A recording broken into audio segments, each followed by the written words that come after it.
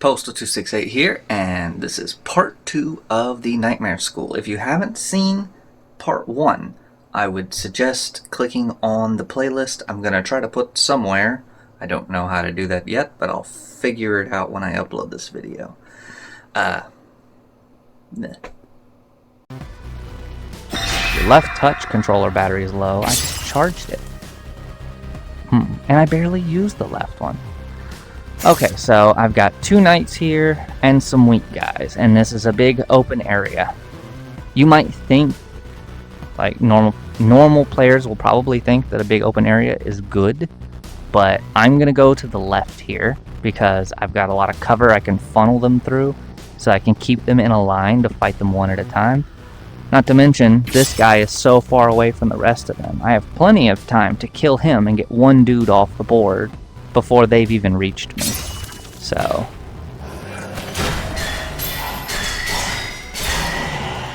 and see, now they're coming at me. I'm gonna go ahead and do this to get the guard down, and I missed him, but it's still gonna touch the guys in the back a little bit.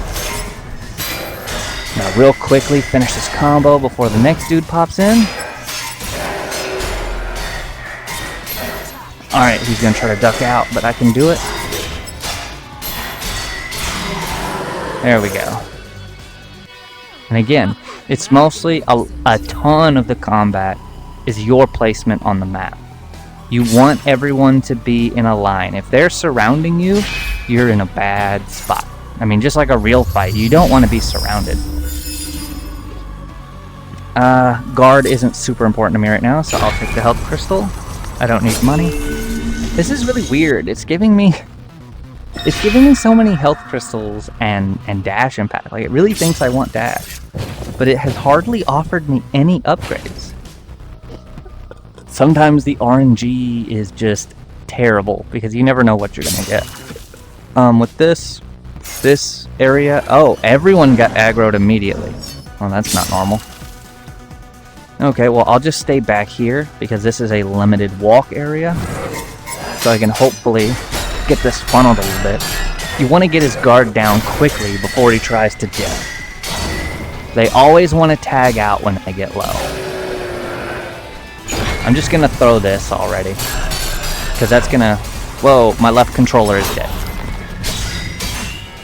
Okay, so I can't move. Let me pause this real quick.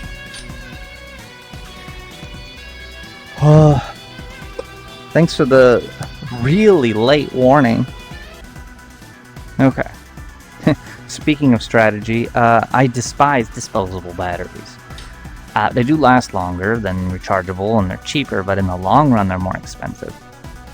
So, but for some reason I've lost. I mean, it's been like 2 years since I played a lot of VR, and somehow I've lost all but one of my rechargeable AA's. So the left controller was on a rechargeable, so it's charging. I gotta buy more of that, so now I'm disposable in both of these. I don't know why they don't build these with rechargeable batteries in them, but I will say I guess it is nice if they don't, because if I say got 4 rechargeable batteries, I could have 2 charging while using 2, and I could just trade them out easily. If you get rechargeable batteries, I do recommend getting ones that can be charged individually. Like this current one I'm using, it's pretty old, but the top flips off and it's a USB port, and I just plug it into a USB slot and it's the charger and the battery all in one. I've seen some newer ones that have USB-C ports on the battery, so you can plug them up like that. That's way better than a charge dock, because I don't know how it happens, but I lose charge docks. And you know, it's just more convenient because a lot of the charge docks you have to charge 2 at a time, and these do not burn through the power evenly. So being able to charge 1 battery at a time and have the battery and the charger be the same thing is pretty handy. Whoa, we've got some glitch here. I think that low battery was what was causing my issues with movement and stuff. Wow, I didn't slice him in the correct orientation, but it still counted. Okay. So he's gonna come up and start swinging at me. He won't do the knockback if you don't dash into him, so didn't get it there. But one of these dudes by themselves, as long as you have their attack patterns memorized, very easy. I know I'm repeating myself a lot, but I'm trying to hammer that in. Memorize attack patterns.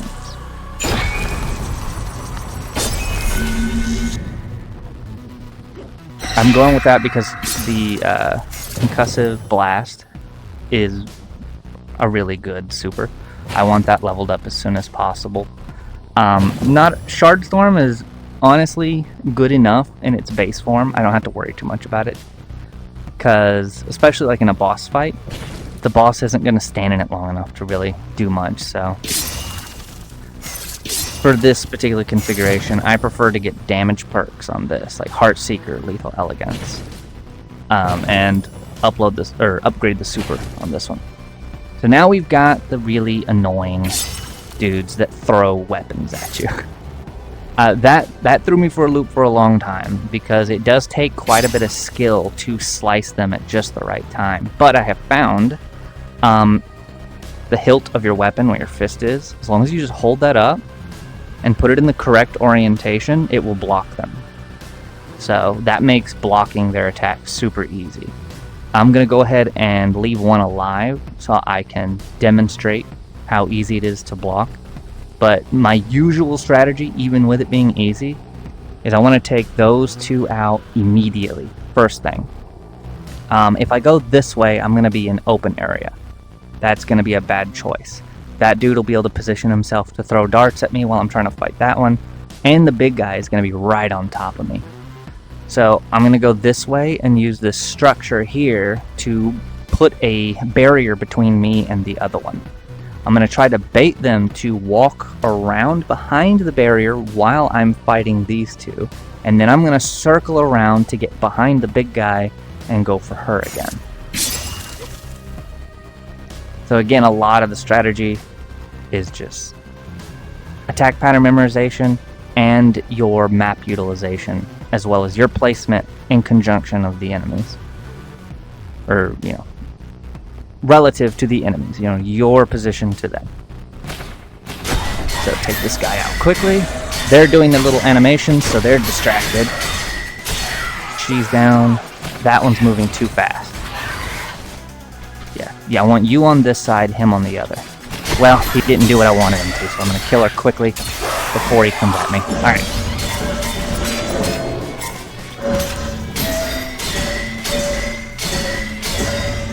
And he is easy peasy. Oh, I forgot to leave one alive to show you some blocking. That was my bad. We'll definitely get to blocking here.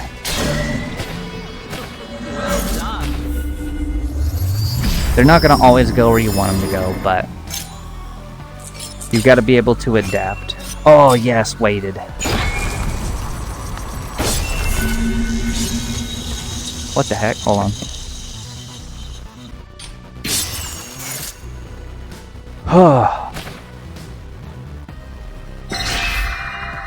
Oh, I'm already pretty close to these guys. I've got some pretty good perks on this. The bonus 25% health and guard damage, lethal elegance, enkindled. This is a nasty weapon. Alright, so first things first. Little dude. There's probably around the corner back there's going to be some big guys. So I don't want to go too far and aggro them. So I'm going to, after I kill these two little dudes, I'm going to move back here, try to draw in the big guys closer, and try to get them away from her, because they're going to move up on me and she's going to try to stay at a distance. Well, the thrower guy, the thrower person. They're going to throw stuff at me. So they're going to try to position themselves where they have a clear line of sight but are at a distance. So I'll begin. He's down. He's down. And now back up. Obviously they're going to throw, so just using my fist there. And obviously objects will block them. Just going to keep an eye on that thrower dude. Oh, crap. Well, anyways, they're kind of open now. Alright. Could have played that better. Again, position, try to keep from fighting multiple people at once. I mean, I know they will only attack you one at a time, but they tag out like crazy. Oh, there's not someone over here.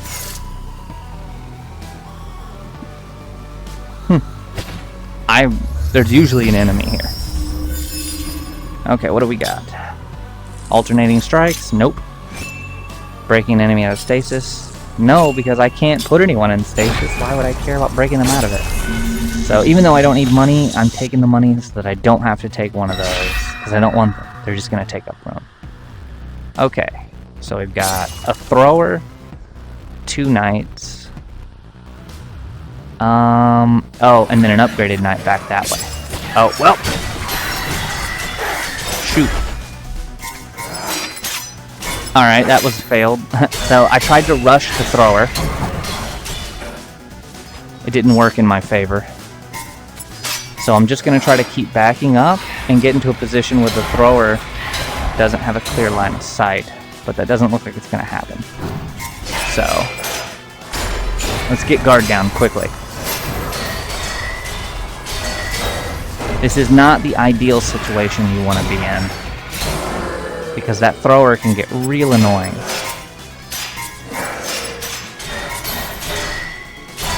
But now they're open. Okay. If you're in a situation like that, it is best to try to maintain line of sight with them yourself, because if they can't throw things at you without you seeing, then you're good. If they get behind you or something and start throwing at you, you're in a really bad spot. So you want to always try to keep, just, I guess, a good rule for everything. You want to keep all the enemies in front of you at all times. Now these guys are interesting. There is a strategy specific to them. When they lose their first entire bar of health, they're going to go into a frenzy mode. You can avoid this if you can prevent getting them too low of health and then finishing them off real quick. I'll try that for this run here. I'm doing a lot of damage right now, so I'm going to try to very slowly count how many swings I do and see where we get. So these guys have a very slow little animation and wind up. I'm going to dash into him, hit him with this, get his guard down. To begin with, they're a little bit like the normal knights. 1, 2, 3. Alright, I'm not going to hit him again. So he's still got some yellow, so he's not going to be full-blown badass yet. So I'm just going to keep blocking. Oh yeah, and with these you have to do some dodging, unlike the normal knights. 1, 2, 3, 4. Alright, that's enough to kill him. So I just got to deal with him like a slightly worse knight, but without having to deal with the full frenzy. As soon as they get enraged, they're going to go into a frenzy after you, and a lot of times they can start the attacks before it shows you where to block, and you can still get hit by them if you're just close enough to not see the block lines, but close enough to get hit. That frenzy is extremely dangerous. Again, it's just offering me health crystals. Why? Okay. So I can see off in the background there's some dudes on the ground. After I finish this guy, there's going to be a second wave of enemies. So the benefit of this is I don't have to worry too much about aggroing the enemies behind him. I can just fight this one dude. And so here I'm gonna not use the strategy I just did. That way you can see my strategy for how to deal with this frenzy.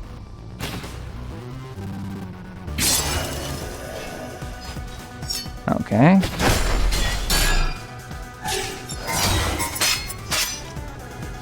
Now, I don't do a ton of extra swings on this guy because they do throw a lot of attacks, so I focus mostly on just blocking. Okay, so now he's going to be mad. While he's mad and doing his animation, I back up. So I want to dash into him so that I'm close enough to see the block lines. After the frenzy's over, he goes back into a similar attack pattern as before, just faster. But if you don't deal with that frenzy, he could knock out most of these health crystals in a couple seconds. Okay, let's get where I can funnel you guys all into one spot.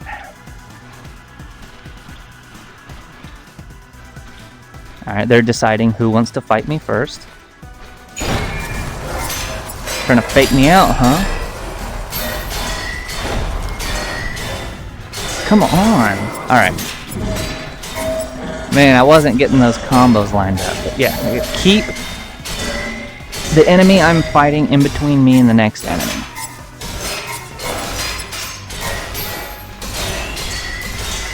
Even while you're doing the combo, try to keep moving around and maintain that placement.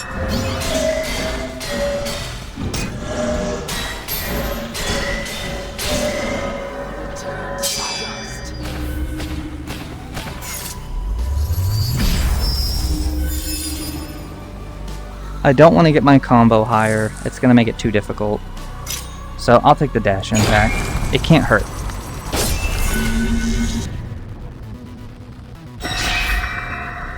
Alright. These bosses here. Before I move forward.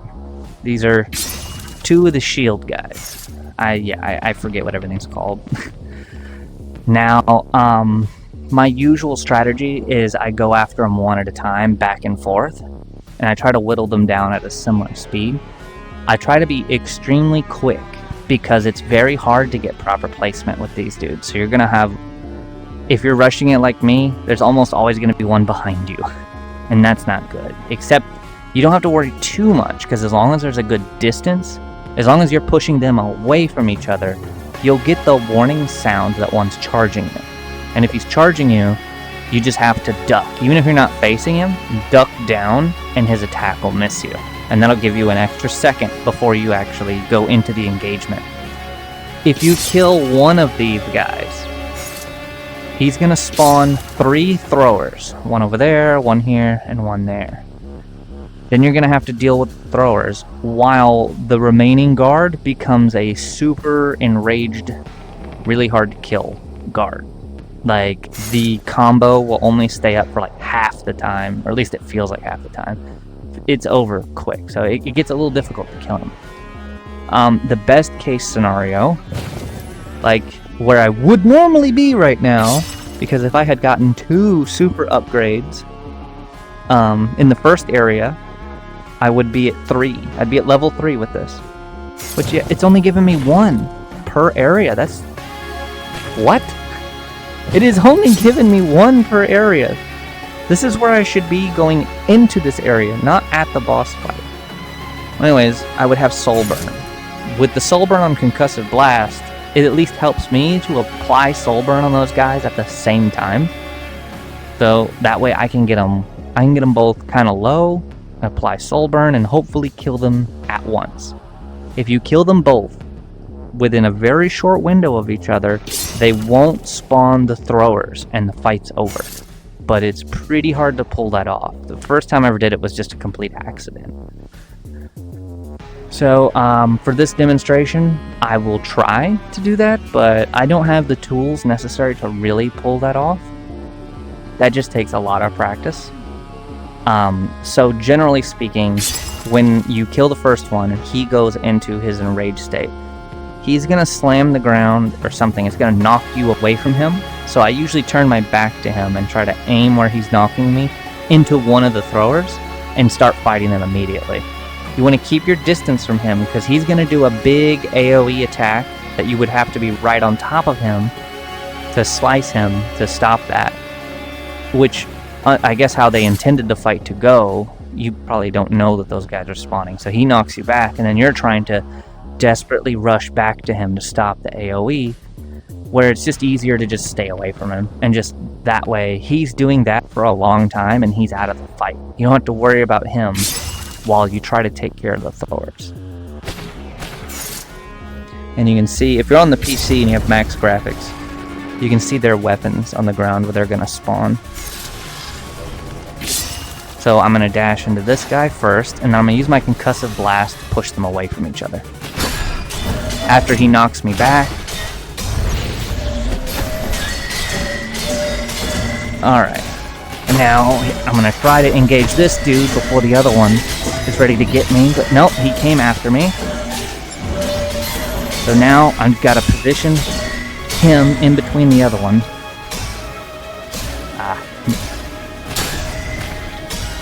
Okay. I want to attack that one, so dang it.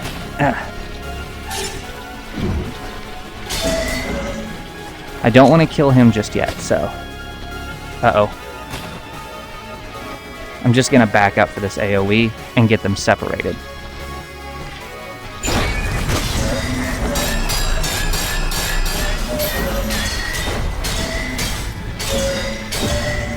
This is actually going really well.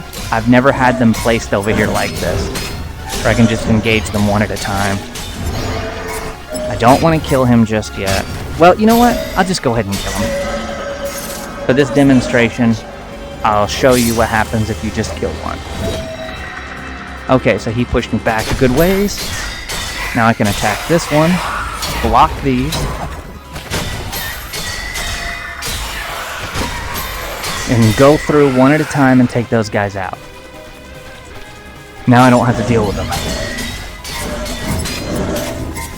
And now this guy's gonna attack me super fast.